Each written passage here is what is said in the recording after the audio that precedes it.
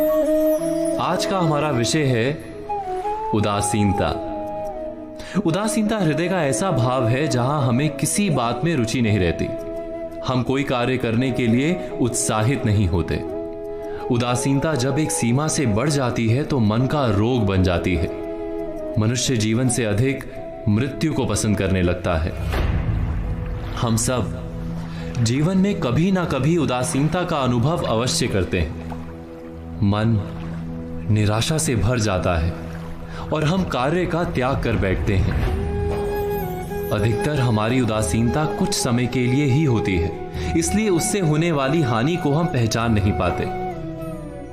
किंतु उदासीनता धीरे धीरे आदत का रूप धारण कर लेती है और हम बार बार उदासीनता के कारण हाथ में लिए कार्य अधूरे छोड़ देते हैं। क्या हमारे सबके साथ ऐसा नहीं होता? तो वास्तव में उदासीनता क्या है? इसका जन्म कहां से होता है? इससे छूटने का उपाय क्या है?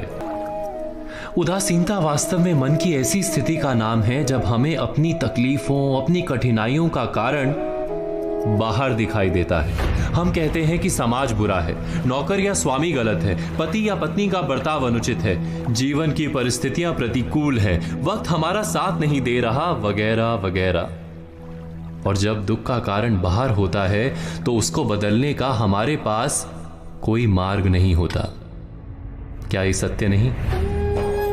हम समय को किस प्रकार बदल सकते हैं? परिस्थितियों में कैसे परिवर्तन ला सकते हैं हम?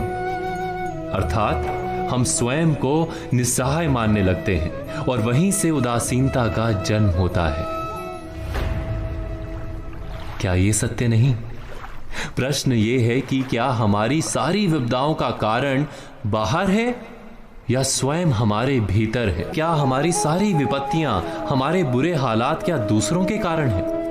क्या हमारा परिवार हमारा शत्रु है? क्या समाज दुश्मन है?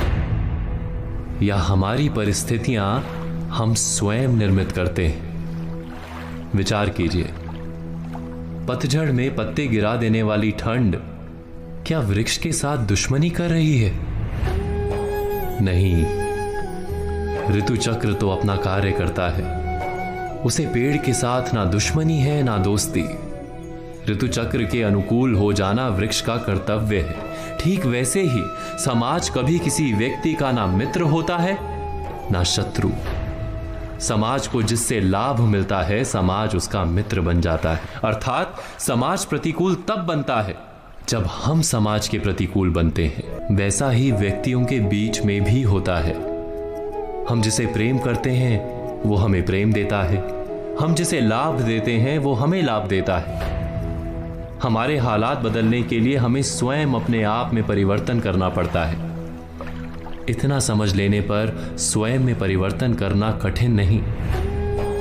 अर्थात जीवन में उदासीनता का कोई कारण ही नहीं, केवल अपने आप में परिवर्तन करना पर्याप्त है।